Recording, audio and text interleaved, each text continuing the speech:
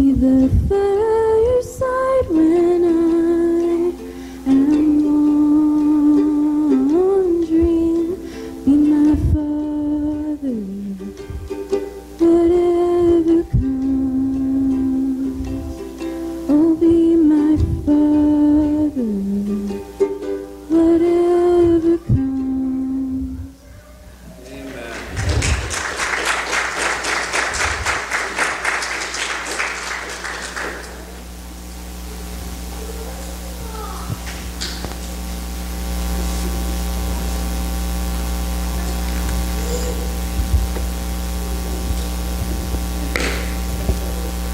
Good morning. I can still say that. Just. Do you ever feel like there's a disconnect between the Bible, our religion, our faith, however you want to describe that, and the real world that we live in? Do you ever feel that way? Sometimes we come to Sabbath school and we talk about all kinds of things, faith and all these different things, but what does that have to do with the challenges and the reality I'm going to meet when I go out there?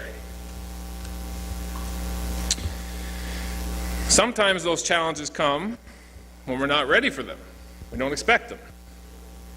Peter wrote, "Be ready always to give an answer for the hope that is in you."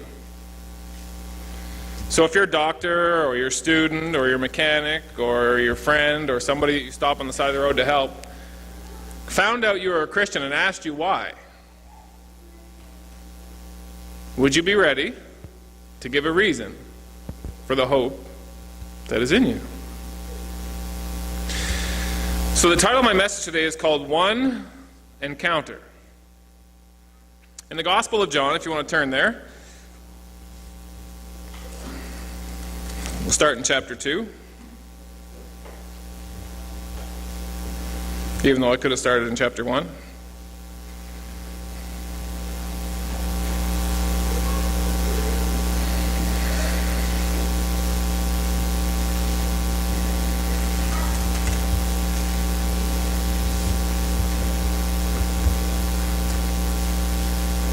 Gospel of John has a series of one-off encounters. Now, this first one's not exactly a one-off encounter, but it does illustrate how situations can come up in our lives very quickly that we didn't plan for. Anybody ever had that happen? Come on. A situation came up very quickly that you weren't ready for, didn't plan for. And you guys are lucky. So Jesus is at a wedding. Now, if you're not a minister, weddings are fun because you just kick back, relax. Somebody else planned it. You just go with the flow. So Jesus is there. He's not the rabbi. He's just there. And his mother pulls him aside and says, "Son, they ran out of wine. You got to fix it." What's he say? Chapter 2, verse 4.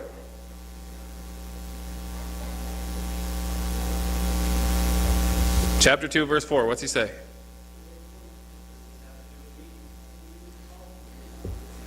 "Why are you asking me this? My hour has not... This is not how I planned to kick off my public ministry. Making wine at a wedding was not my plan. Why are you putting this on me?" What's he do? He does it. One encounter, no preparation, but he's ready. What did Peter say? Be ready always. I'm going to tell a couple Bible stories. I'm going to tell you a real life story that happened to me. Not so far from you. In a town you might know. Chapter 3.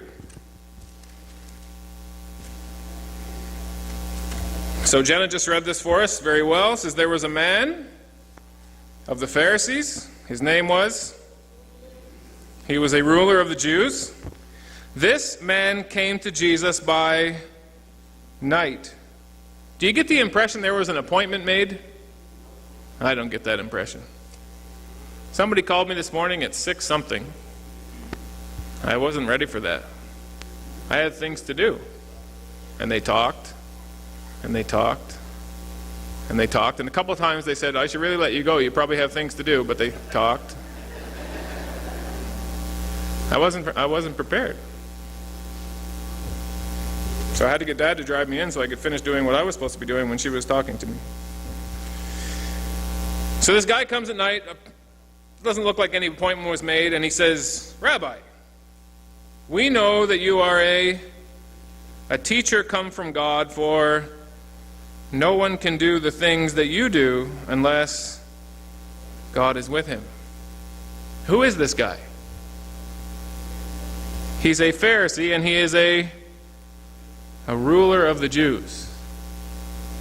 Now I know as a pastor, if another pastor or someone who works for the conference asks me a touchy question, I have to be careful how I answer that question, because it might not just stay with them.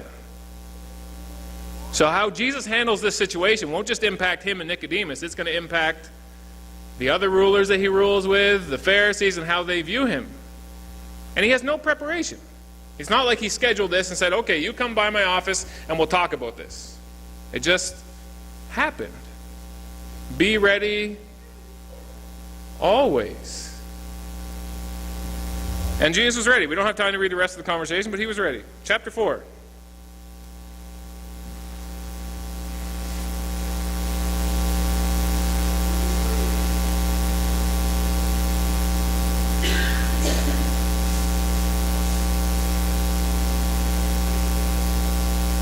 I love the Bible. I love the Bible. And this afternoon, if you want to stay back, we're going to have a session this afternoon after lunch on how to get more out of your own personal Bible study. So Jesus and the disciples are traveling in verse 4, traveling from the north to the south, and they have to pass through Samaria, which for the Jews is like, you don't go there. But verse 4, look what it says. What does it say? Verse 4. Somebody loud. What's it say? Yeah, mine says he needed to go through Samaria. He didn't physically need to. He could have gone around. But he needed to go through Samaria. Because there he was going to meet a woman he'd never met before and talk to her about situations that he'd never talked with her about before. She was a unique person with her own challenges, and Jesus was ready. He was always ready. Chapter 5.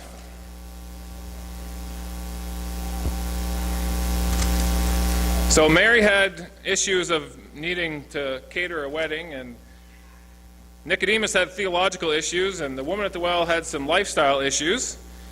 In chapter 5, we meet a guy by a pool who has some physical issues. He's crippled. Again, just one quick encounter. You never see these people before, you never see them again. Have you ever had one encounter with a person and you know, I probably will never see that person again. I wonder what's going to happen. So do you want to hear my story? Superstore. And I know this is a politically charged issue, and I know there's technically right and wrong things to say, and I don't really know what all those are, so if I say the wrong thing to somebody here who's sensitive to it, I apologize. It's not my goal to be offensive. There's a gentleman there / woman who's transitioning from a man to a woman. His name was Pat. His name now is, I don't know how you pronounce it, Leina or Liena. And I don't know why, but ever since I've seen the guy the first time I met him, he was working at the dollar store by the movie theater. I just had this connection, like I need to help this person. I don't know why. So I pray for him every day. And when I go to Superstore, and he's there, his line's the longest line, I don't care. I get in his line. It's on YouTube, so I don't know.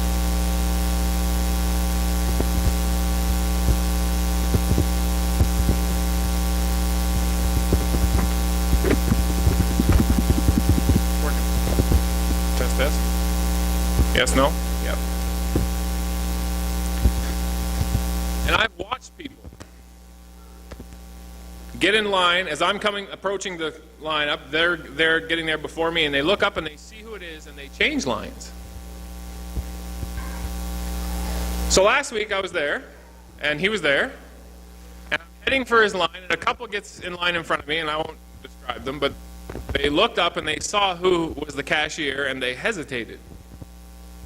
And the wife looked at the husband, and the husband looked at the wife, and he just said, and they stayed in the line. But you could tell they were debating. Now that day I happened to be wearing a choir jacket, choir in Halifax, which says Pastor Dan, coordinator on one shoulder, and says 1 Peter 5:7 on the other. But I didn't know I was wearing it. I just put a coat on. So I get up to him, and he says to me, "What does that verse say?" "What verse?" He says, "The one on your arm." I said, oh, it says, cast all your care upon him because he cares for you.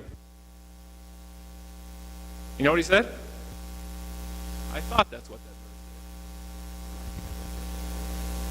said. He says, what's your other arm say? I wasn't ready for that either. Sometimes it's a disadvantage to tell people who you are. No, not working. Oh, I'll try not to hit it anymore. What's your other arm say? So I turned. He says, Pastor Dan. Yep, that's me. And you know what he said next? I haven't been to church for a long time. He didn't need to tell me that. Because when he said, I think that's what that verse said, you know what I knew already? Busted. You used to go to church.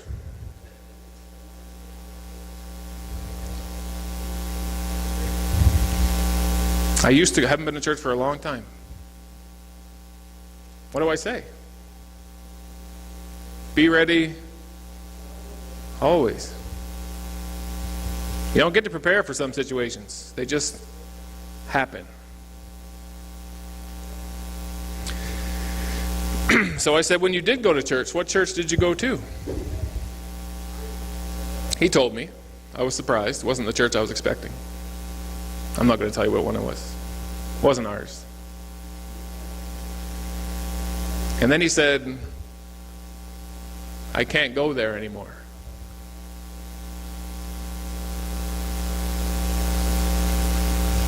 And then he said, which is strange, because I thought Jesus loves everyone.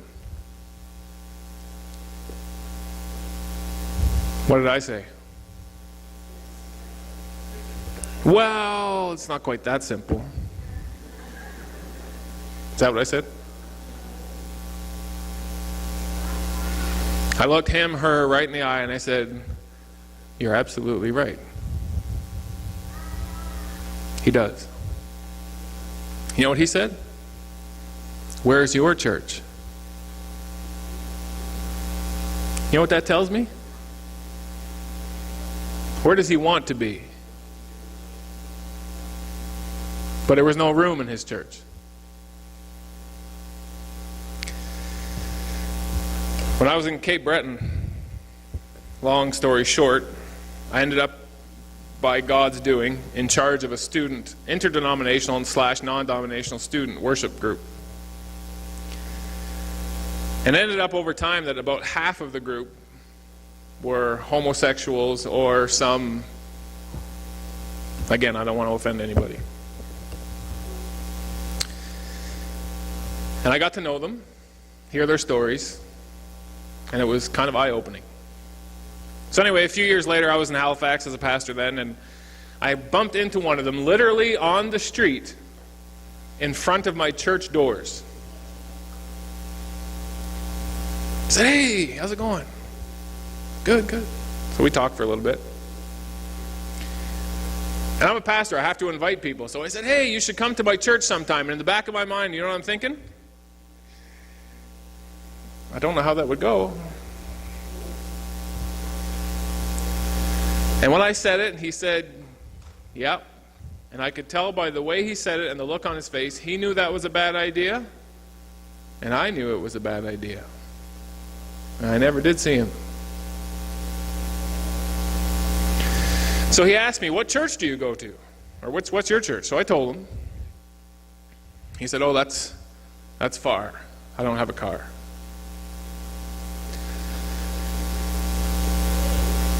So he finished ringing me in, and I'm trying to think of something brilliant to say. Not coming. So he gets all done and he says, God bless you. Have a good day.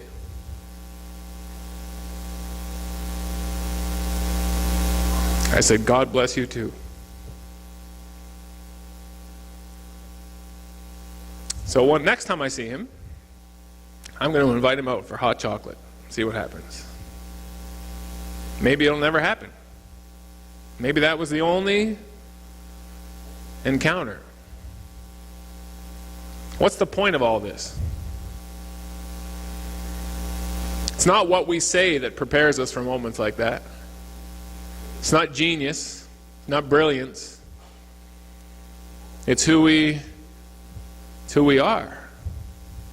You're ready not by studying or by preparing some pat answer. You're ready by being connected with the one who's always ready. And when I read these encounters of Jesus, and we didn't have time today to go into them, he's a genius. He just cuts right through all the nonsense and gets right to whatever they need. And they're always grateful after. So I would encourage you. Once a week it's great to sing with you and pray with you and see you. But Jesus wants to sing with you and pray with you and see you every day. Be ready always to give a reason for the hope that's in you. Our closing hymn is number 223. Here